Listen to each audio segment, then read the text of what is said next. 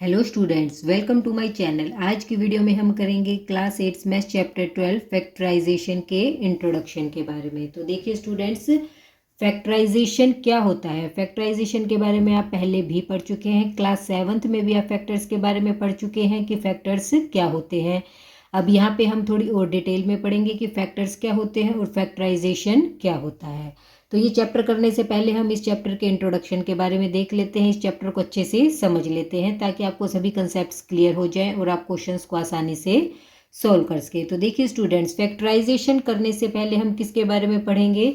हम पढ़ेंगे फैक्टर्स के बारे में कि फैक्टर्स क्या होते हैं। तो देखिए, फैक्टर भी किस किस चीज़ के लिए पढ़ेंगे कि एक तो हम पढ़ेंगे कि नेचुरल नंबर में फैक्टर्स क्या होते हैं, और हम किस में पढ़ेंगे? अलजेब्रिक एक्सप्रेशन में फैक्टर्स क्या होते हैं। तो सबसे पहले हम पढ़ेंगे कि नेचुरल नंबर के लिए हम फैक्टर्स कैसे निकालते हैं। जैसे हमने कोई भी एक नेचुरल नंबर ले लिया 30। तो देखिए स्टूडेंट्स, 30 क्या है? एक नेचुरल नंबर। तो इसके फैक्टर्स हम कैसे निकालेंगे कि 30 हमारा किस किस की प्रोडक्ट में हमारा 30 आता है, किस किस की टेबल में हमारा 30 आता है। देखिए, वन, एक तो नंबर 1 और एक वो नंबर इटसेल्फ। ये दो नंबर जो होते हैं वो तो क्या होते हैं? हमेशा हर नंबर के क्या होते हैं?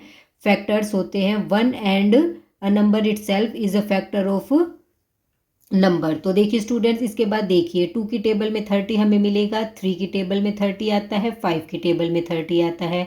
अब देखिए 2 को 15 से मल्टीप्लाई करेंगे तो हमें क्या मिलेगा? 30। या आप ऐसे कह सकते हैं कि 15 की टेबल में भी 30 आता है।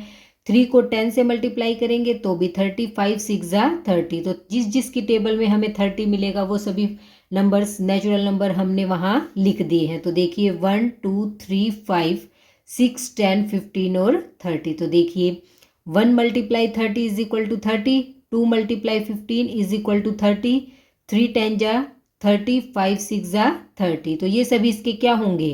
फैक्टर्स। तो देखिए 1 2 3 5 6 10 15 एंड 30। तो ये सब इसके क्या होंगे? तो जिस नेचुरल नंबर की प्रोडक्ट वो नंबर होगा वो उसके क्या होंगे? फैक्टर्स। तो देखिए, जैसे इनकी प्रोडक्ट करने के बाद हमें क्या मिलेगा? 30 मिलेगा, वही नंबर मिलेगा, तो वो सब उसके क्या होंगे?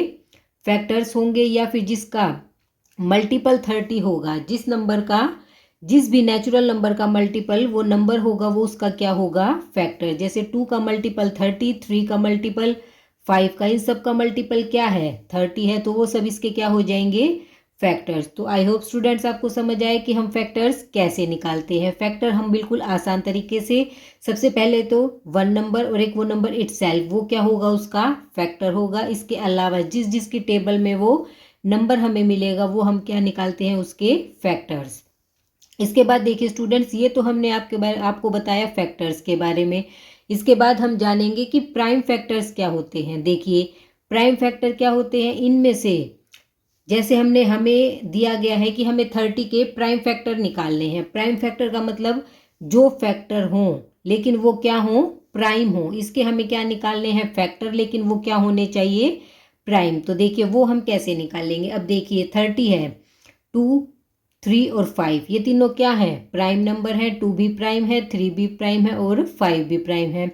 तो 2 3 जा 2 3 जा 6, 6 5 जा 30। तो हमारे पास क्या आया? 30। तो हमारे इसके प्राइम फैक्टर्स क्या हुए? 2 3 एंड 5। आई होप स्टूडेंट्स आपको समझ आए कि हम प्राइम फैक्टर्स कैसे निकालते हैं और फैक्टर्स कैसे निकालते हैं।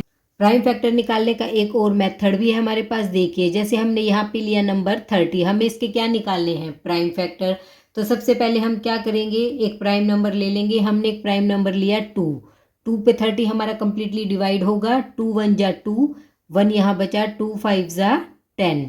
इसके बाद हमें ये 15, हमें इसे एक प्राइम नंबर से ही डिवाइड करना है। तो देखिए ये हमारा 3 की टेबल में आएगा, 3 5 जा 15, ये भी एक प्राइम नंबर है। और 5 भी हमारा, 5 1 जा 5, ये भी हमारा क्या है? एक प्राइम नंबर है। तो देखिए स्टूडेंट्स, 2 3 एंड 5, तो हमें सिर्फ ये वही फैक्टर्स लेने हैं जो प्राइम हो और जो हमारे 30 पे कंप्लीटली डिवाइड हो। तो इससे हमारे क्या निकल आएंगे? Prime factor. ये तो हमने स्टूडेंट्स पढ़ा था नेचुरल नंबर के लिए। इसके बाद हम पढ़ेंगे अलजेब्रिक एक्सप्रेशन के बारे में। अलजेब्रिक एक्सप्रेशन के बारे में आप लास्ट सेकंड चैप्टर में भी पढ़ चुके हैं। अब यहाँ पे हम इसे और अच्छे से डिटेल में पढ़ेंगे। तो स्टूडेंट्स अब हम पढ़ेंगे अलजेब्रिक एक्सप्रेशन के बारे में कि कोई भी एक अलजेब्रिक एक्सप्रेशन है तो उसके फैक्टर्स हम कैसे निकालते हैं। तो चलिए देखिए, सबसे पहले हमने एक अलजेब्रिक एक्सप्रेशन ली 5xy। तो देखिए 5xy है, इसके फैक्टर्स हम कैसे निकालेंगे। सबसे पहले हमारे पास नेचुरल नंबर क्या है 5, तो 5 के हमारे फैक्टर्स क्या होंगे 1 और 5। इसके बाद मल्टीप्लाई में है x और मल्टीप्लाई में है हमारे पास y। तो इसके फैक्टर्स हमारे पास क्या क्या हुए 1, 5, x और y। तो देखिए अलजेब्रिक एक्सप्रेशन में हम फैक्टर्स ऐसे निकालते हैं। इसी तरह हम एक और एग्जांपल लेते हैं, जैसे हमने लिया 15xy। तो देखिए स्टूडेंट, सबसे पहले हम निकालेंगे नेचुरल नंबर, जो नेचुरल नंबर हमें गिवन है उसके फैक्टर्स। तो देखिए 15 के फैक्टर्स हमारे पास क्या होंगे 1, और 15 को हम क्या लिख सकते हैं 3 5 जा 15। तो हमारे पास क्या आ जाएगा 3 और 5। तो इसके फैक्टर्स हमारे पास क्या हो गए 1, 3 एंड 5। और साथ में हमारे पास क्या होगा x और एक हमारे पास आ जाएगा y। तो देखिए इसके फैक्टर्स हमारे पास हुए 1, 3, 5, x एंड y। तो ये हमारे इसके क्या होंगे फैक्टर्स। और साथ में हमारे पास क्या होगा 15, ये नंबर खुद है, ये भी इसका क्या है एक फैक्टर है। आई होप स्टूडेंट्स आपको समझ आया हम कैसे अलजेब्रिक एक्सप्रेशन में फैक्टर्स निकालते हैं। तो स्टूडेंट्स इसी तरह हम एक एग्जांपल और लेते हैं। हमने लिया 15x²y। तो देखिए इस अलजेब्रिक एक्सप्रेशन में हम फैक्टर्स कैसे निकालेंगे। नेचुरल नंबर हमारे पास क्या है 15। तो देखिए इसके फैक्टर्स हमारे पास क्या हो जाएंगे 1, 3, 5 और एक नंबर हमारे पास है 15। तो ये हमारे क्या होंगे 15 के फैक्टर्स। इसके बाद देखिए स्टूडेंट्स x² y। तो इसके हमारे फैक्टर्स क्या हो जाएंगे x और y। x की पावर क्या है हमारे पास 2। तो इसके फैक्टर्स क्या होंगे x और साथ में y के साथ हमारे ये सब क्या है मल्टीप्लाई में। तो हमारे फैक्टर्स क्या क्या हुए 1, 3, 5, 15 x और y। तो ये सब हमारे क्या होंगे इसके फैक्टर्स। इसी तरह हम एक एग्जाम्पल और लेते हैं, जैसे हमने एक एग्जाम्पल लिया 3x x + 2। तो देखिए स्टूडेंट्स ये भी हमारे पास क्या है एक अलजेब्रिक एक्सप्रेशन है। तो इसके फैक्टर्स हम कैसे निकालेंगे। देखिए सबसे पहले हमारे पास क्या है 3। तो ये हमने लिखा, इसके फैक्टर है 1 और 3 और साथ में हमारे पास क्या है x और एक और फैक्टर हमारा क्या बनेगा x + 2। क्योंकि देखिए स्टूडेंट्स ये सब हमारा क्या है मल्टीप्लाई में है, 3 और x हमारा मल्टीप्लाई में है। इसके बाद देखिए क्या है ये ब्रैकेट, इस ब्रैकेट का मतलब आपको पता है, इसका मतलब इनके बीच में क्या है मल्टीप्लिकेशन। और ये पूरा एक हमारे पास x + 2 ये अलग नंबर है, इसको हम अलग लेंगे, x अलग लेंगे और 3 अलग लेंगे। तो इसके फैक्टर्स हमारे क्या हुए 1, 3 x और x + 2। इस x + 2 को हम ब्रेक नहीं करेंगे, क्यों, क्योंकि इसके बीच में क्या है हमारा प्लस का साइन है। तो ये पूरा एक क्या होगा फैक्टर होगा। अब अगर इसे हमें फैक्टर्स की प्रोडक्ट में लिखना है तो इसे हम कैसे लिखेंगे। देखिए अगर इसे हमें फैक्टर्स की प्रोडक्ट में लिखना है तो इसे हम कैसे लिखेंगे 1 × 3 × 5 मल्टीप्लाई में x मल्टीप्लाई x मल्टीप्लाई में y। तो ये हम क्या लिख सकते हैं इसे ऐसे फैक्टर्स की प्रोडक्ट में। हम इसे 15 नंबर को हम यहाँ नहीं लेंगे क्योंकि ये इसका क्या है फैक्टर है, लेकिन इसकी प्रोडक्ट में ये नहीं आएगा। इसी तरह इसमें हम इसे फैक्टर की प्रोडक्ट में लिखेंगे तो 1 × 3 × x मल्टीप्लाई x + 2। तो ये है फैक्टर्स की प्रोडक्ट। आई होप स्टूडेंट्स आपको अच्छे से समझ आया कि हम अलजेब्रिक एक्सप्रेशन में और नेचुरल नंबर में फैक्टर्स कैसे निकालते हैं। इसके बाद करते हैं नेक्स्ट टॉपिक। तो स्टूडेंट्स नेक्स्ट हम पढ़ेंगे कि फैक्टराइजेशन क्या होता है। अभी तक तो हमने क्या पढ़ा, अब हमने देखा था कि फैक्टर्स कैसे निकालते हैं। अब हम आपको बताएंगे कि फैक्टराइजेशन क्या होता है। फैक्टराइजेशन क्या होता है स्टूडेंट्स, जब किसी भी नंबर को, किसी भी अलजेब्रिक एक्सप्रेशन को या नेचुरल नंबर को अगर हम फैक्टर्स की प्रोडक्ट में लिखें तो उसे क्या कहते हैं फैक्टराइजेशन। जैसे हमने इसका क्या कर दिया फैक्टराइजेशन। जैसे हमें कोई भी अलजेब्रिक एक्सप्रेशन दे दी जाए और उसे हम फैक्टर्स की प्रोडक्ट में लिख दे तो उसे कहते हैं कि हमने इसका क्या कर दिया फैक्टराइजेशन। लेकिन फैक्टराइजेशन के भी क्या होते हैं अलग अलग मेथड्स होते हैं। अब हम उसके बारे में डिस्कस करेंगे। तो स्टूडेंट्स अब हम पढ़ेंगे फैक्टराइजेशन के अलग अलग मेथड्स के बारे में। तो सबसे पहले हम पढ़ेंगे कॉमन फैक्टर के बारे में कि कॉमन फैक्टर निकाल के हम फैक्टराइजेशन कैसे करेंगे। तो देखिए स्टूडेंट्स सबसे पहले हम क्या लेंगे कॉमन फैक्टर। तो हमने कोई भी एक अलजेब्रिक एक्सप्रेशन ली 5xy प्लस 10x। तो इसमें हम क्या करेंगे, कॉमन फैक्टर, हम क्या निकालेंगे, कॉमन फैक्टर। यहाँ पे हमें कितनी टर्म दी गई है, 1 एंड 2, हमें 2 टर्म दी गई है और इसमें से हम क्या निकालेंगे, कॉमन फैक्टर। तो कॉमन फैक्टर निकालने के लिए सबसे पहले हमें क्या निकालना होगा, फैक्टर्स। तो देखिए 5xy के हम क्या निकालते हैं, फैक्टर्स। तो इसके फैक्टर क्या होंगे, 5, 1 तो सबका फैक्टर होता ही है, x एंड y। तो इसके फैक्टर्स क्या हुए, 1, 5x एंड y। इसी तरह हम 10x के फैक्टर निकालेंगे तो 1, 2, 5 ज़ा 10। तो ये क्या हो गया, 1, 2, 5 एंड x। तो ये इसके क्या हो गए, फैक्टर्स। तो देखिए स्टूडेंट सबसे पहले हम 5xy और साथ में हमारे पास है प्लस में 10x, ये एक्सप्रेशन हमें गिवन है। तो इसकी जगह हम क्या लिख सकते हैं, 5x की जगह 5 मल्टीप्लाई x मल्टीप्लाई में y हमें लिख सकते हैं। प्लस में 10x की जगह हम लिख सकते हैं 2 मल्टीप्लाई 5 मल्टीप्लाई x। तो इसको हम ये लिख सकते हैं। अब देखिए दोनों में हमारे पास क्या क्या कॉमन आएगा, 5 हमारा दोनों में कॉमन है, x भी हमारा दोनों में कॉमन है। तो हम क्या लेंगे, 5 को हमने लिया बाहर, x को भी हमने लिया बाहर, यहाँ पे हमारे पास बचा y और इसमें हमारे पास बचा 2। तो देखिए इसे सोल्व करने के बाद हमें क्या मिला, 5xy प्लस 2। तो देखिए स्टूडेंट्स, कॉमन फैक्टर्स निकालने का हमारा ये तरीका है, जिससे हम इस मेथड से हम कॉमन फैक्टर्स को कॉमन लेकर हम इस एक्सप्रेशन को सोल्व कर सकते हैं। इसके बाद करते हैं नेक्स्ट मेथड। तो स्टूडेंट्स इसके बाद हम पढ़ेंगे next method, regrouping term. Regrouping term क्या होता है, जिसमें हमें क्या करना होता है, हमें एक अलजेब्रिक एक्सप्रेशन गिवन है और उसके हम क्या बनाएंगे, टर्म्स के ग्रुप, उसके बाद उसके हम क्या निकालेंगे, फैक्टर्स। तो चलिए अब हम एक अलजेब्रिक एक्सप्रेशन लेते हैं, 2xy plus 3x plus 2y plus 3। तो देखिए स्टूडेंट्स ये हमने क्या ली है, एक अलजेब्रिक एक्सप्रेशन। अब इसके बाद क्या करेंगे, इसके हम टर्म्स के ग्रुप बनाएंगे और उसके हम क्या निकालेंगे, फैक्टर्स। तो देखिए अब हमारे पास क्या है, 2xy plus 3x plus 2y plus 3। कितनी टर्म है हमारे पास यहाँ पे, 4 टर्म्स हमें यहाँ पे गिवन है। लेकिन देखिए इन दोनों में हमारे पास क्या कॉमन है, x। इन दोनों टर्म में हमारे पास क्या कॉमन है, कुछ भी कॉमन नहीं है। इन दोनों में 3 कॉमन है, इसमें और इसमें 2y कॉमन है और इसमें हमारे पास 3 कॉमन है।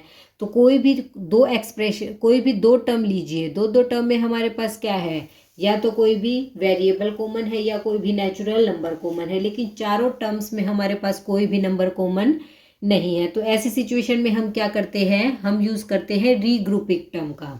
तो देखिए रीग्रुपिंग टर्म क्या होती है, हम इसमें करेंगे दो टर्म्स का हम क्या बना लेंगे, ग्रुप बना लेंगे और फिर उसमें से हम क्या निकालेंगे, कॉमन फैक्टर्स। तो देखिए हमारे पास क्या है, 2xy प्लस 3x। चाहे हम इन दोनों का ग्रुप बना सकते हैं, चाहे हम इन दोनों का भी ग्रुप बना सकते हैं, और हम चाहे तो आप इन दोनों का भी ग्रुप बना सकते हैं, आप चाहे इन दोनों का भी ग्रुप बना सकते हैं और आप इन दोनों का भी ग्रुप बना सकते हैं। कोई भी दो टर्म लेकर हम क्या बना सकते हैं, ग्रुप बना सकते हैं। तो मैं आपको दो तरीके से करके दिखाती हूँ। पहले हमने क्या लिया, 2xy प्लस में 3x, एक ग्रुप हमने ये ले लिया, प्लस 2y प्लस में 3, एक ग्रुप हमने यहाँ ये ले लिया। अब देखिए 2xy प्लस 3y है, इसमें हमारे पास क्या क्या कॉमन है, देखिए इसमें 2 है लेकिन इसमें हमारे पास 2 नहीं है, इसमें 3 है, इसमें नेचुरल नंबर हमारे पास कोई भी कॉमन नहीं मिलेगा हमें। यहाँ पे भी x है और यहाँ पर भी x है, तो हम x को क्या ले लेंगे, कॉमन।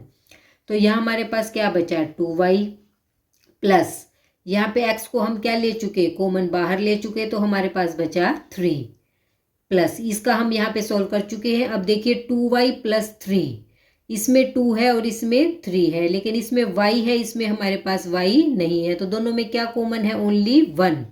जहाँ कोई भी नंबर कॉमन नहीं हो वहाँ हमारे पास क्या नंबर कॉमन मिलेगा, हमें 1। तो देखिए 1 हमने कॉमन लिया तो हमारे पास क्या आया, 2y प्लस में 3। तो अब देखिए students 2y plus 3, 2y plus 3 common लेने के बाद जो हमारा ये फैक्टर है ये हमारा क्या आना चाहिए, सेम आना चाहिए, तभी हम दोनों में से अब क्या ले लेंगे, इसको कॉमन। अब इसमें भी हमारे पास 2y प्लस 3 है और इसमें भी हमारे पास 2y प्लस 3 है, तो अब क्या ले लेंगे, दोनों में से हम 2y प्लस 3 को क्या ले लेंगे, कॉमन। पूरा का पूरा ये फैक्टर हम यहाँ क्या ले लेंगे, कॉमन। तो यहाँ पे तो हमारे पास क्या बचा, x 2y+3 हम बाहर ले चुके।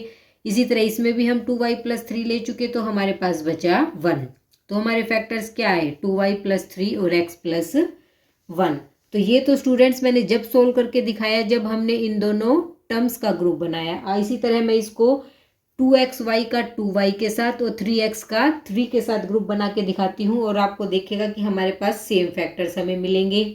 अब देखिए, अब मैंने यहाँ लिया 2xy प्लस में 2y, एक ग्रुप हमने ये बनाया, और एक 3x प्लस में 3, एक ग्रुप हमने यहाँ ये बनाया। अब देखिए, एक ग्रुप हमने इनका बनाया और एक ग्रुप हमने इनका बनाया। अब इसमें से हमारे पास क्या क्या कॉमन है, 2 ले सकते हैं, 2 इसमें भी है और इसमें भी है, y इसमें भी है और इसमें भी है, तो हमने y को भी बाहर ले लिया। अब हमारे पास क्या बचा, यहाँ पे हमारे पास बचा x, और इसमें 2y हम बाहर ले चुके, तो हमारे पास बचा 1। तो हमारे पास क्या बचा, 2yx+1। के बाद नेक्स्ट देखिए, अब यहाँ पे हम क्या लेंगे, इसमें भी 3 है और इसमें भी 3 है, तो हमने 3 लिया बाहर, तो हमारे पास यहाँ तो बचा x और इसमें हमारे पास बचा 1। तो देखिए, मैंने आपको पहले भी बताया था, ये जो फैक्टर है ये हमारा क्या होना चाहिए, सेम। अब देखिए, दोनों में हम क्या ले सकते हैं, x+1 को कॉमन ले सकते हैं, तो हमने क्या लिया, x+1 को हमने लिया कॉमन, तो ये पूरा फैक्टर हम कॉमन ले चुके। तो यहाँ हमारे पास क्या बचा, 2y, और यहाँ से x+1 लेंगे तो यहाँ बचा 3। तो देखिए हमें क्या मिला, x+1 2y+3। इसी तरह इसमें देखिए 2y+3 x+1। तो आप कोई भी दो टर्म का ग्रुप बनाइए, आपको फैक्टर्स सेम मिलेंगे। तो स्टूडेंट्स, आपको रीग्रुपिंग टर्म के बारे में अच्छे से समझ आया। इसके बाद करते हैं नेक्स्ट टॉपिक।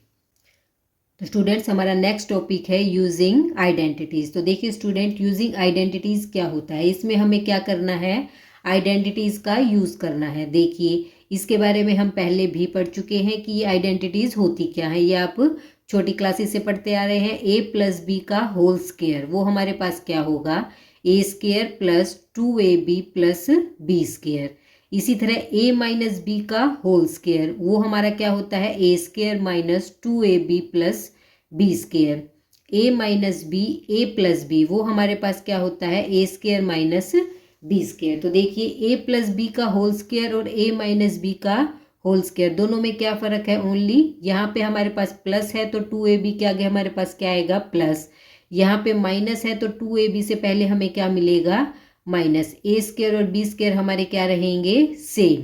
और a-b a+b, अगर दोनों में क्या है, दोनों फैक्टर्स में सिर्फ साइन का चेंज है, तो क्या होगा, a का स्क्वायर और b का स्क्वायर और साथ में माइनस। तो ये हमारी आइडेंटिटीज़ है, जिसके बारे में हम पहले भी पढ़ चुके हैं। और यहाँ हम फैक्टराइजेशन के लिए क्या करेंगे, इन आइडेंटिटीज़ का यूज़ करेंगे।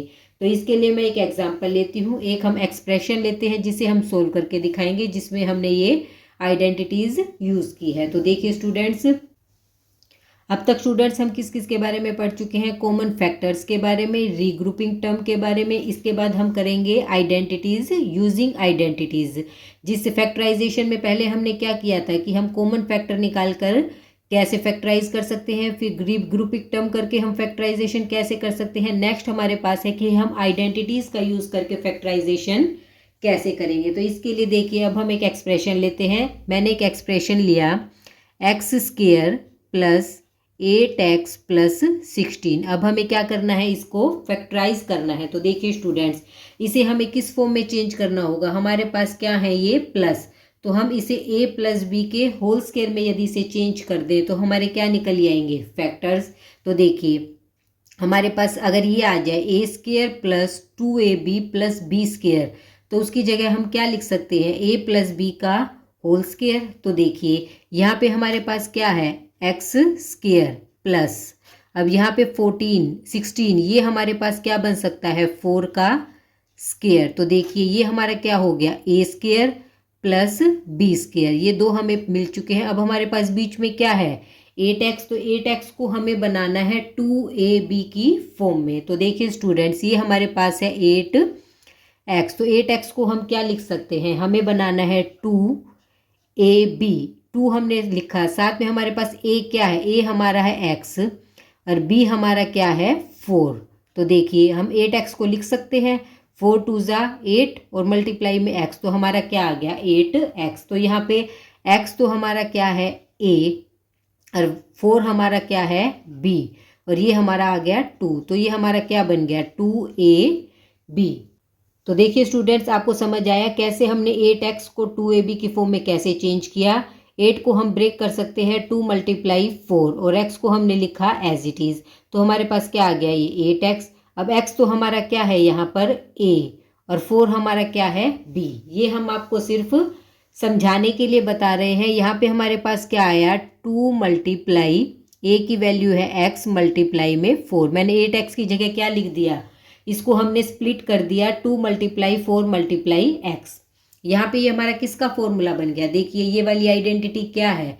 अगर मेरे पास a² plus 2ab plus b² है तो उसकी जगह हम क्या लिख सकते हैं a प्लस b का होल स्क्वायर। तो इसी तरह मेरे पास क्या है x² प्लस 2 × x मल्टीप्लाई 4 है, मतलब 2 × a की जगह x है और मल्टीप्लाई b की जगह 4 है और प्लस में b का स्क्वायर मतलब 4 का स्क्वायर। तो इसे हम क्या लिख सकते हैं a प्लस b का होल स्क्वायर। इसका मतलब a plus b x plus 4।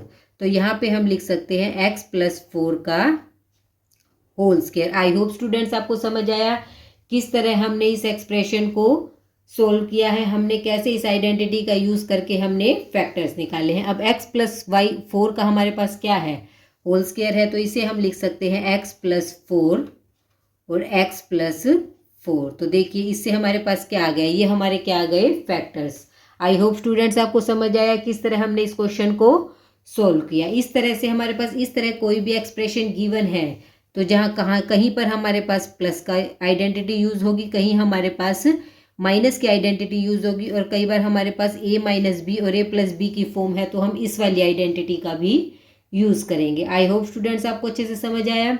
हमने यहाँ पे a प्लस बी की फॉर्म में इसे चेंज किया और फिर हमने इसमें चेंज करके a प्लस बी के होल स्क्वायर का यहाँ फॉर्मूला लगाया। इसके बाद करते हैं नेक्स्ट टॉपिक। इसके बाद हम करेंगे students middle term splitting. Middle term splitting क्या होता है, जिसमें हमें मिडल टर्म को स्प्लिट करना। तो ये बहुत ही इंपॉर्टेंट मेथड है, इसको आप ध्यान से समझिए क्योंकि एक्सरसाइज में इससे रिलेटेड काफ़ी सारे क्वेश्चंस आएंगे।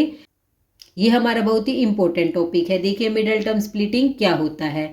तो एग्जाम्पल के लिए हमने क्या लिया है, एक एक्सप्रेशन ली है x² प्लस 5x प्लस 6। तो मिडल टर्म स्प्लिट का मतलब मिडल टर्म, जो हमारी मिडल की टर्म होती है उसे क्या करना, स्प्लिट करना। स्प्लिट करने का मतलब क्या होता है, उसे अलग अलग पार्ट्स में डिवाइड करना, उसे कहते हैं हम मिडल टर्म स्प्लिटिंग। तो देखिए इसमें हमारे पास कितनी टर्म है, इसमें हमारे पास है 3 टर्म।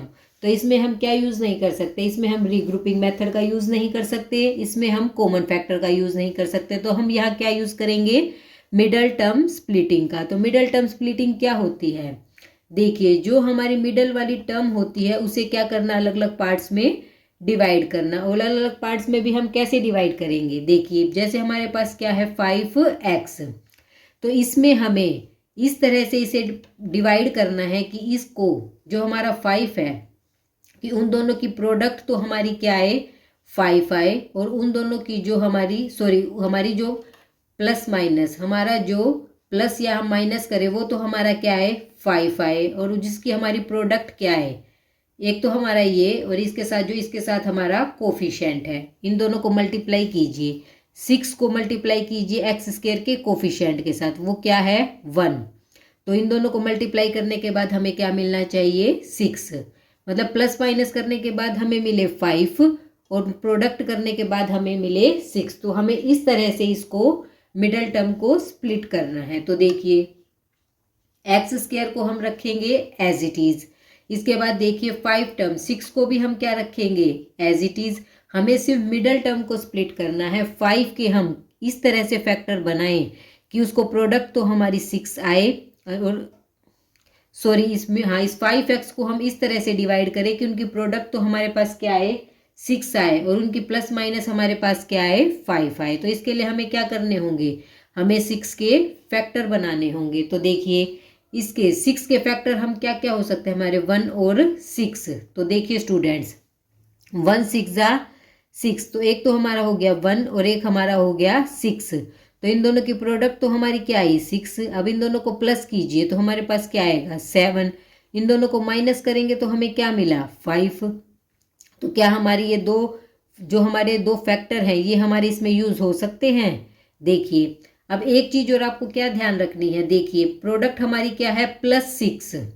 साइन का भी आपको खास ध्यान रखना है, प्रोडक्ट भी हमारी +6 है और हमारा यहाँ भी क्या है प्लस का साइन है। इसका मतलब क्या हुआ, देखिए यहाँ प्लस का साइन है, इसका मतलब जो दोनों हमारे जो दो इसमें हम स्प्लिट करेंगे, दो टर्म में हम स्प्लिट करेंगे तो वो दोनों या तो हमारे क्या होंगे प्लस के या दोनों क्या होंगे प्लस के या दोनों माइनस के। आई होप आपको समझ आया, क्योंकि प्रोडक्ट हमारी क्या है +6।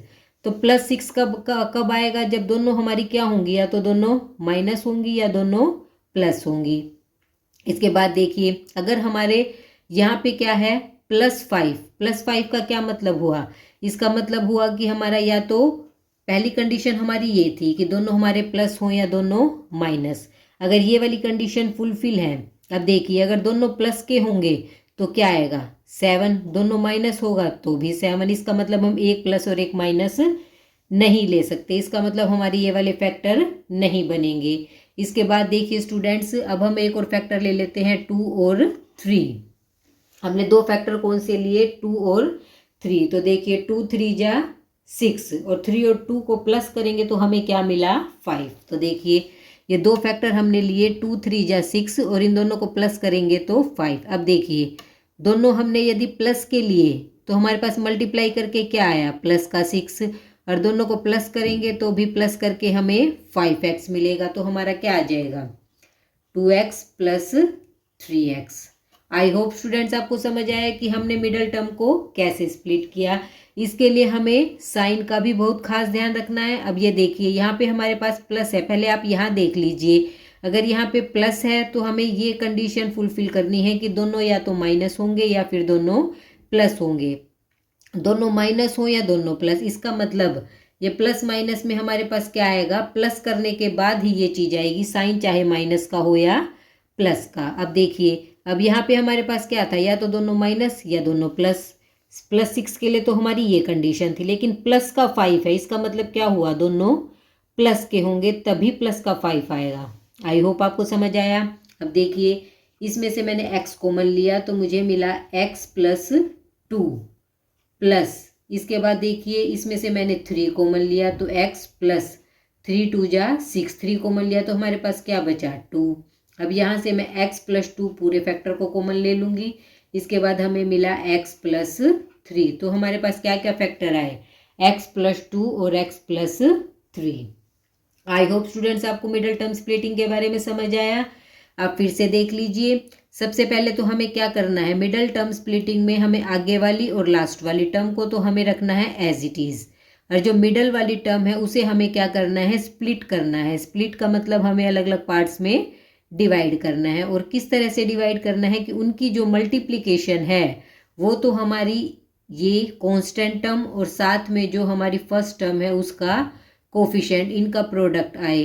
तो देखिए 6 और 1 का प्रोडक्ट क्या होता है 6, और प्लस माइनस करने के बाद हमारे पास जो मिडल में है 5 है जैसे, तो हमारे पास वो आना चाहिए। सबसे पहले हमें तो ये कंडीशन पूरी करनी है। इसके बाद देखिए अब वो आप फैक्टर्स, सबसे पहले आप इसके क्या निकालेंगे फैक्टर्स। अब हमने इसके फैक्टर निकाले 1 और 6, 2 और 3, ये हमने इसके क्या निकाले फैक्टर। तो अब आप ये देखेंगे कि हमारे इसमें कौन से इस कंडीशन को फुलफिल करेंगे। तो हमारे पास क्या होना चाहिए, प्रोडक्ट करने के बाद प्लस का 6, तो +6 कब आएगा, जब दोनों या तो माइनस के साइन हो या दोनों प्लस के। तो ये चीज़ आप देख लेंगे, या तो दोनों माइनस हो या दोनों प्लस। अब दोनों माइनस है तो इसका मतलब क्या होगा, दोनों को हम प्लस करेंगे तभी हमें 5 मिलेगा, या दोनों को हम माइनस के साइन लेके भी प्लस करेंगे तो भी 5 आएगा, लेकिन हमें चाहिए प्लस का 5। तो हमारी ये वाली कंडीशन फुलफिल होगी, इसका मतलब दोनों प्लस वाले साइन के होंगे, तो हमारे पास क्या आ जाएगा 3 और 2। तो इस तरह से हम क्या निकालेंगे इसके फैक्टर्स। इसी तरह हम एक एग्जाम्पल और लेते हैं जिससे आपको ये कंसेप्ट अच्छे से क्लियर हो जाएगा। तो स्टूडेंट्स इसके बाद एक नेक्स्ट एग्जाम्पल देखिए, 6x² - 13x + 6। तो देखिए इसमें अब हम इसे कैसे स्प्लिट करेंगे। तो हमें कैसे फैक्टर्स लेने हैं, इसको हम किस तरह से ब्रेक करेंगे कि मल्टीप्लाई तो हमारी क्या है 6 6 जा 36 और वो भी हमारा क्या होना चाहिए प्लस का 36 और प्लस माइनस करेंगे तो हमें क्या मिलेगा माइनस का 13। तो देखिए स्टूडेंट्स अब हमें प्रोडक्ट करने के बाद 36 मिले। अब देखिए 6x² और प्लस 6 इसे तो हम क्या रखेंगे एज इट इज़। अब हमें 13x को क्या करना है स्प्लिट करना है, इसे हमें 2 पार्ट्स में डिवाइड करना है। अब देखिए 36 के मैं क्या बनाऊंगी फैक्टर्स, हमने इसके क्या बनाए 2 और 18। तो देखिए 18 2 जा 36 प्रोडक्ट करने के बाद तो हमें क्या मिला 36, लेकिन 18 में से यदि 2 सब्ट्रैक्ट करें तो हमें क्या मिलेगा 16। ये हमारे इसके फैक्टर्स नहीं बनेंगे।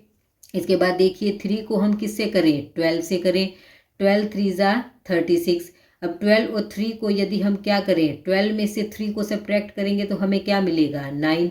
तो हम 12 और 3 इसके फैक्टर्स बन सकते हैं। अब देखिए अब इन दोनों को यदि हम प्रोडक्ट करें तो दोनों को हमने क्या ले लिया प्लस, या फिर दोनों को क्या लेंगे माइनस। इसी कंडीशन में हमारे पास प्लस का 36 आएगा क्योंकि दोनों प्लस के साइन हो या दोनों माइनस के, तभी हमें क्या मिलेगा प्लस का 36। लेकिन हमारे पास क्या है दोनों प्लस के नहीं हो सकते क्योंकि हमें क्या चाहिए -13, तो या फिर क्या होगा दोनों माइनस। लेकिन यदि दोनों माइनस होंगे तो क्या होगा 12 और 3 को हमें क्या करना होगा ऐड करना होगा, तो हमारे पास क्या आ जाएगा माइनस का 15। तो इसका मतलब क्या हुआ ये भी हमारा क्या नहीं होगा, इसके हमारे ये भी इसके क्या नहीं बनेंगे फैक्टर्स इसके नहीं बनेंगे। तो क्या लेंगे हम लेंगे 4 and 9, 4 9 जा 36। तो देखिए अब दोनों यदि हम प्लस के लें या फिर हम दोनों माइनस के लेंगे तभी हमारे पास क्या आएगा प्लस का 36। अब हमें चाहिए माइनस का 13। तो देखिए माइनस का 13 इसका मतलब क्या है 9 को अगर 4 में हम ऐड करें तो हमें क्या मिल जाएगा 13, लेकिन दोनों साइन क्या लें माइनस के लें तो हमारे पास क्या आ जाएगा माइनस का 13। तो हम ले सकते हैं -9x और माइनस का 4x। तो ये हमारे दो क्या बन जाएंगे इसके फैक्टर बन जाएंगे। 14x को हमने 2 पार्ट में डिवाइड किया तो हमें मिला -9x और -4x। और स्टूडेंट्स इसको निकालने का हमारे पास एक और तरीका ये भी है। अगर हमें यहाँ पे ये है 13x है, अब हमें ये पता है कि हमारे पास दोनों साइन प्लस के होंगे या दोनों माइनस के होंगे, तो हमें पता है कि उनको ऐड करने के बाद ही हमें 13 मिलेगा, क्योंकि हमारे पास प्रोडक्ट में हमें पता चल गया कि हमें प्लस का चाहिए। तो प्रोडक्ट से हमें ये पता चल गया कि या तो दोनों साइन प्लस के हैं या दोनों साइन माइनस के हैं। तो दोनों साइन प्लस के हों या दोनों साइन माइनस के हों तो इसका मतलब ऐड करने के बाद ही हमें 13 मिलेगा। तो इसका मतलब क्या हुआ जो दो हमारे फैक्टर आएंगे, जो हमने 13x को 2 पार्ट में डिवाइड किया है वो दोनों इससे क्या होंगे छोटे होंगे। तो देखिए 18 भी इससे बड़ा है और 12 भी इससे बड़ा है। तो इसका मतलब हम पहले ही बिना कैलकुलेशन के भी हम ये पता लगा सकते हैं कि ये हमारे इसके 2 पार्ट्स में डिवाइड करने पे ये हम नहीं लेंगे, दोनों इससे छोटे होने चाहिए। अब देखिए इसमें हम क्या कॉमन लेंगे 3x को हमने क्या ले लिया कॉमन, तो 3 2 जा 6 तो हमारा बचा 2x -3। यहाँ से हमने 3x को ले लिया बाहर तो 3 3 जा 9 और x को हम ले चुके हैं बाहर। अब माइनस में अब इसमें से हम क्या कॉमन लेंगे 2। अब हमारे पास क्या बचा अंदर 2x और माइनस का बाहर लिया है तो अंदर क्या बचेगा माइनस का, तो 2x -3। तो अब हमारे पास क्या आया 2x -3 को हमने दोनों में से क्या ले लिया कॉमन। अब हमारे पास क्या बचा 2x -3, यहाँ पे हमारे पास क्या बचा 3x और इसमें हमारे पास क्या बचा 2। तो हमारे दो फैक्टर्स क्या आए 2x -3 3x -2। आई होप स्टूडेंट्स आपको मिडल टर्म स्प्लिटिंग के बारे में अच्छे से समझ में आया। इन क्वेश्चंस की आप जितनी ज़्यादा प्रैक्टिस करेंगे उतने आपके कंसेप्ट्स क्लियर होंगे। मैं आपको फिर से रिपीट करवा देती हूँ। सबसे पहले तो हमें क्या करना है हमारी प्रोडक्ट क्या होनी चाहिए कांस्टेंट टर्म और साथ में जो x² के साथ कोफिशिएंट है इनको मल्टीप्लाई करके जो आएगा वो हमारा क्या होना चाहिए प्रोडक्ट। और प्लस माइनस करने के बाद जो मिडल टर्म है हमारी उसमें जो हमारे पास कोफिशिएंट है वो हमारा क्या होना चाहिए प्लस माइनस करने के बाद आएगा। इसके बाद सेकंड हमें क्या देखना है, देखिए प्रोडक्ट में हमारे पास क्या प्लस का 36 प्लस प्रोडक्ट में हमारे पास कब आता है जब दोनों टर्म हमारे पास क्या हों या तो प्लस की हों या दोनों टर्म हमारे पास माइनस की हों। इसी कंडीशन में हमारे पास ये क्या आएगा प्लस का 36। एक कंडीशन हमने देख ली। अब दोनों प्लस हैं तो इसका मतलब क्या हुआ, या दोनों माइनस, दोनों ही कंडीशन में क्या होगा, जो -13 है वो हमें क्या मिलेगा ऐड करने के बाद, क्योंकि दोनों साइन प्लस के हैं या दोनों माइनस के। जब दोनों साइन सेम होते हैं तो ये हमारा क्या होगा, प्लस करने के बाद आएगा। अगर ये प्लस करने के बाद हमें 13 चाहिए तो हमें इससे एक चीज़ और पता चलेगी कि जो दो हम इसके अलग अलग टर्म में इसे डिवाइड करेंगे दोनों इससे क्या होंगे, छोटे होंगे। तो उसके लिए हम क्या कर सकते हैं, इसके जो 36 के फैक्टर निकालेंगे वो दोनों ही 13 से छोटे होने चाहिए। देखिए 4 भी 13 से छोटा है और 9 भी। आई होप स्टूडेंट्स आपको समझ आया। इससे हमें 2 और 18 से करके देखने की भी ज़रूरत नहीं है, 3 और 12 से करके देखने की भी ज़रूरत नहीं है, सीधा हम 9 और 4 से कर सकते हैं। आई होप आपको अच्छे से क्लियर हुआ कि मिडिल टर्म स्प्लिटिंग में हम एक्सप्रेशन को कैसे सोल्व करेंगे। इसके बाद करते हैं नेक्स्ट टॉपिक। तो स्टूडेंट्स इसके बाद हम करेंगे डिवीज़न ऑफ एल्जेब्रिक एक्सप्रेशन। तो हमारा नेक्स्ट टॉपिक है डिवीज़न ऑफ एल्जेब्रिक एक्सप्रेशन। तो ये क्या होता है, देखिए एल्जेब्रिक एक्सप्रेशन, इसके बारे में आप पहले 8th चैप्टर में भी पढ़ चुके हैं कि एल्जेब्रिक एक्सप्रेशन क्या होता है। डिवीज़न ऑफ, उस चैप्टर में आपने क्या पढ़ा था, मल्टीप्लिकेशन, कि हम किसी भी एक्सप्रेशन को, हम दो एक्सप्रेशन हमारे पास गिवन है उसे हम आपस में मल्टीप्लाई कैसे करते हैं, और यहाँ हम सीखेंगे कि हम एल्जेब्रिक एक्सप्रेशन को डिवाइड कैसे करते हैं। तो देखिए स्टूडेंट, जैसे आपने उस चैप्टर में हर तरह की जो एक्सप्रेशन है उनको आपस में मल्टीप्लाई करना सीखा था, यहाँ पे हम उनका डिवीज़न सीखेंगे। जैसे फर्स्ट मेथड हमारा क्या है, मोनोमियल बाय मोनोमियल, कि किसी भी मोनोमियल को दूसरे मोनोमियल से कैसे डिवाइड करेंगे। अब देखिए मोनोमियल क्या होता है, मोनोमियल वो एक्सप्रेशन होती है जिसमें ओनली वन टर्म होती है, ये मैं आपको पहले भी बता चुकी हूँ। मोनोमियल वो एक्सप्रेशन होती है जिसमें वन टर्म होती है। तो देखिए ये हम एक एग्जाम्पल के थ्रू समझेंगे जिससे आपको अच्छे से क्लियर हो जाएगा। तो हमने यहाँ पे क्या लिया, हमने यहाँ पे दो एक्सप्रेशन ली, एक हमने ली 6x² और डिवाइड हम करेंगे 2x से। तो देखिए ये 6x² ये भी क्या है, एक मोनोमियल, क्योंकि इसमें क्या है ओनली वन टर्म, और 2x भी क्या है, एक मोनोमियल, तो इसमें भी क्या है, एक ही टर्म है। तो देखिए अब हम देखेंगे कि हम एक मोनोमियल को दूसरे मोनोमियल से कैसे डिवाइड करेंगे। तो देखिए, तो 6x² को हमें डिवाइड करना है 2x से। तो सबसे पहले हम क्या करेंगे, हम इसे 2 को डायरेक्ट हम 6 से डिवाइड कर सकते हैं और x को हम x² से भी। तो देखिए यहाँ पे हम क्या करेंगे, 6 मल्टीप्लाई x, यहाँ पे हमने क्या कर लिए इसके फैक्टर्स, तो 6 के भी हम क्या बनाएंगे फैक्टर्स। तो देखिए 2 मल्टीप्लाई x, अब 6 के हम फैक्टर बनाएंगे तो क्या बनेंगे, 3 मल्टीप्लाई में 2 multiply x multiply x, divide में हमारे पास क्या है 2 मल्टीप्लाई x।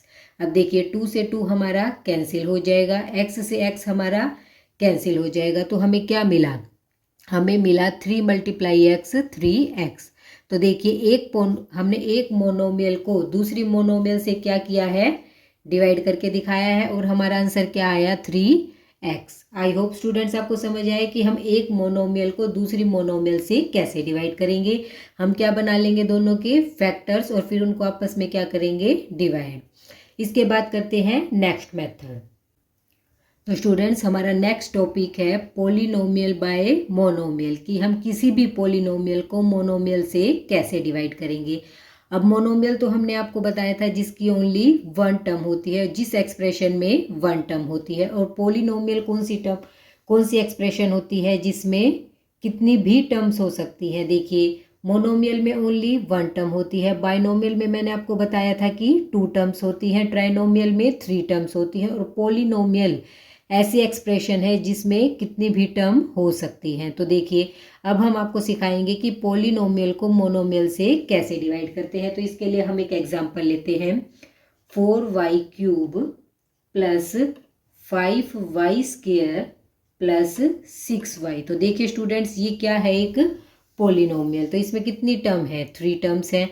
तो आप कहेंगे कि ये क्या है, एक ट्राइनोमियल, लेकिन पॉलिनोमियल तो एक ऐसी एक्सप्रेशन है जिसमें 1 2 3 4 कितनी भी टर्म्स हो सकती हैं। तो ये मैंने एग्जांपल के लिए लिया है एक पॉलिनोमियल। और अब हम क्या लेंगे, एक मोनोमियल जिसमें एक टर्म, वो हमने क्या ली है 2y। अब हम क्या करेंगे, इसको डिवाइड करके दिखाएंगे कि एक पॉलिनोमियल को मोनोमियल से कैसे डिवाइड करते हैं। तो देखिए 4y³ plus 5y² plus 6y, और हमारे डिवाइड में क्या है 2y। तो देखिए स्टूडेंट्स, अब हम इस सबसे पहले इसमें क्या करेंगे, इसको हम कैसे डिवाइड कर सकते हैं। इसमें देखिए y y y, तीनों में हमारे पास क्या है y कॉमन है, तो तीनों में से हम क्या ले सकते हैं y बाहर ले सकते हैं। तो देखिए हमारे पास क्या आएगा y। तो देखिए इन सब में से हम क्या कॉमन लेंगे y, क्योंकि न्यूमेरिकल नंबर है। देखिए 4 5 6, तीनों में से हमारे पास क्या है, कोई भी नंबर कॉमन नहीं आ रहा। तो हम क्या लिखेंगे, अब यहाँ पे 4, यहाँ से हमने y बाहर लिया तो y² प्लस यहाँ पे हमारे पास हमने y लिया तो 5y प्लस में 6, तो यहाँ पे हमारे पास आया, और नीचे हमारे पास है 2 × y। तो देखिए स्टूडेंट्स, y हमारा ऊपर भी है और नीचे भी है, ये दोनों क्या है मल्टीप्लिकेशन में ऊपर नीचे हैं, तो दोनों क्या हो जाएंगे, कट हो जाएंगे। तो देखिए हमें क्या मिला 4y² प्लस 5y प्लस में 6, तो हमारे पास आया डिवाइड में 1/2। तो देखिए सोल्व करने के बाद हमें क्या मिला कि अगर हम एक पोलिनोमियल को मोनोमियल से डिवाइड करेंगे तो हमें क्या मिला 1/2 4y² प्लस 5y प्लस 6। अब देखिए स्टूडेंट्स 4 और 6, इसमें भी हमारे पास क्या है कॉमन नंबर 2, देखिए, और इसमें हमारे पास क्या है, कोई भी नंबर कॉमन नहीं है। तो इसे हम क्या कर सकते हैं, अगर हम इसे क्या लिखें, इस 2 को हम क्या करें, सबके साथ डिवाइड में ले जाएं, तो हमारे पास क्या आएगा 4y² प्लस 5y/2 प्लस में 6/2। क्यों, क्योंकि ये हमारे पास बीच में क्या है, प्लस का साइन है, तो सबके साथ हम इसे सेपरेटली ले जा सकते हैं। तो हमारे पास क्या आया, 2 से 4 को कट करेंगे तो हमें क्या मिला 2 2 जा 4, 2 से 6 को कट करेंगे तो 2 3 जा 6, तो हमें क्या मिला 2y² प्लस 5/2y प्लस में 3। तो हमारा देखिए एक पोलिनोमियल को जब मोनोमियल से डिवाइड करेंगे तो हमें क्या मिला 2y² प्लस 5/2y प्लस 3। चाहे हम इसे एज इट इज़ भी छोड़ सकते हैं, ये भी हमारा सही है, और इसे आगे भी सोल्व कर सकते हैं। इसके बाद करते हैं नेक्स्ट मेथड। इसके बाद हम करेंगे division of polynomial by polynomial. इसमें हम क्या देखेंगे कि हम एक पोलिनोमियल को दूसरी पोलिनोमियल से कैसे डिवाइड करेंगे। इसमें दोनों में क्या होगा, हमारे पास कोई लिमिट नहीं है, कितनी भी टर्म्स हो सकती हैं, तो दोनों में क्या होगा उसे हम आपको डिवीज़न करके दिखाएंगे कि एक पोलिनोमियल को हम पोलिनोमियल से कैसे डिवाइड करते हैं। तो देखिए हमने एक पोलिनोमियल ली है 7x² प्लस 14x। तो देखिए इसमें हमारे पास कितनी टर्म है, 2 टर्म्स है, तो ये हमारी क्या हुई पोलिनोमियल। एक से ज़्यादा हमारे पास कितनी भी टर्म हो तो ये हमारे पास क्या है 7, क्योंकि पोलिनोमियल को हमने मोनोमियल से डिवाइड करके आपको दिखा दिया। अब हम दिखा रहे हैं कि पोलिनोमियल को पोलिनोमियल से कैसे डिवाइड करते हैं। अब देखिए 7x² प्लस 14x, इसमें हमारे पास क्या है 2 टर्म्स है। इसी तरह हम एक और दूसरी भी हम क्या लेंगे पोलिनोमियल लेंगे, तो इसमें हमने ले ली x प्लस 2, तो इसमें भी हमारे पास क्या है 2 टर्म्स है। तो अब हम क्या करके दिखाएंगे आपको इनको डिवाइड। अब देखिए स्टूडेंट्स, पहले हमने देखा था कि मोनोमियल को मोनोमियल से कैसे डिवाइड करेंगे। इसका मतलब क्या हुआ, दोनों में हमारे पास क्या है ओनली 1 टर्म है। इसके बाद हमने क्या सीखा, पोलिनोमियल को मोनोमियल से कैसे डिवाइड करेंगे। उसमें हमारे पास यहाँ तो कितनी भी टर्म्स हो सकती हैं, और यहाँ जिससे हम डिवाइड करेंगे वहाँ पे सिर्फ ओनली 1 टर्म है। लेकिन अब हम क्या देखेंगे कि पोलिनोमियल को पोलिनोमियल से कैसे डिवाइड करेंगे। इसका मतलब हमारे पास दोनों में भी क्या है, कितनी भी टर्म्स हो सकती हैं। तो देखिए हमारे पास है 7x² प्लस 14x, और हमें डिवाइड करना है x प्लस 2 से। तो देखिए स्टूडेंट्स, हमारे पास बीच में क्या है प्लस का साइन है, तो हम इसे डायरेक्ट डिवाइड नहीं कर सकते। तो सबसे पहले हम क्या करेंगे, इसके फैक्टर्स बना लेंगे। देखिए 7x², इसको मैं क्या लिख सकती हूँ 7 × x × x, प्लस में 14 को हम क्या लिख सकते हैं 7 × 2 मल्टीप्लाई में x। इसके भी हमने क्या बना लिए हैं फैक्टर्स बना लिए हैं। इसके बाद हमारे पास अपोन में क्या है x प्लस 2। अब देखिए स्टूडेंट्स, यहाँ पे भी हमारे पास 7 है और यहाँ भी बीच में प्लस का साइन है, तो दोनों में से हम क्या ले सकते हैं 7 कॉमन। इसमें भी हमारे पास x है और इसमें भी है, तो x को भी मैंने क्या ले लिया कॉमन। अब देखिए हमारे पास यहाँ तो क्या बचा है x, और दूसरे वाले में हमारे पास प्लस के बाद यहाँ क्या बचा है 2। अब डिवाइड में हमारे पास क्या है x प्लस 2। तो देखिए हमें क्या मिला 7x x प्लस 2 और डिवाइड में हमारे पास है x प्लस 2। तो देखिए अब हमारे पास ऊपर भी x प्लस 2 है और नीचे भी। अब हम इसे डिवाइड कर सकते हैं, यस, क्योंकि इसमें ये हमारा क्या है, प्लस में नहीं है, ये सब क्या है 7x के साथ मल्टीप्लाई है और x के साथ क्या मल्टीप्लाई है, पूरा x प्लस 2। ये सारे आपस में क्या है, मल्टीप्लाई में। हम x को और 2 को अलग अलग डिवाइड नहीं कर सकते, ये पूरा क्या है, एक फैक्टर है। इस फैक्टर को हम इस फैक्टर से क्या कर सकते हैं, डिवाइड। तो हमारे पास x प्लस 2 से x प्लस 2 हमारा कट हो जाएगा, तो हमें क्या मिला, 7x। आई होप स्टूडेंट्स आपको अच्छे से समझ आया कि हम एक पॉलिनोमियल को पॉलिनोमियल से कैसे डिवाइड करेंगे, मोनोमियल से कैसे डिवाइड करेंगे। और आपको इस चैप्टर के हर एक कंसेप्ट अच्छे से क्लियर हो गए होंगे। फिर भी आपको कोई कंसेप्ट क्लियर नहीं हो तो आप इस वीडियो को रिवाइंड करके देख सकते हैं, अच्छे से समझिए ताकि आप क्वेश्चंस करने में आपको कोई भी प्रॉब्लम ना हो। इसी के साथ हमारी इंट्रोडक्शन वीडियो कंप्लीट होती है। एक्सरसाइज हम करेंगे नेक्स्ट वीडियो में।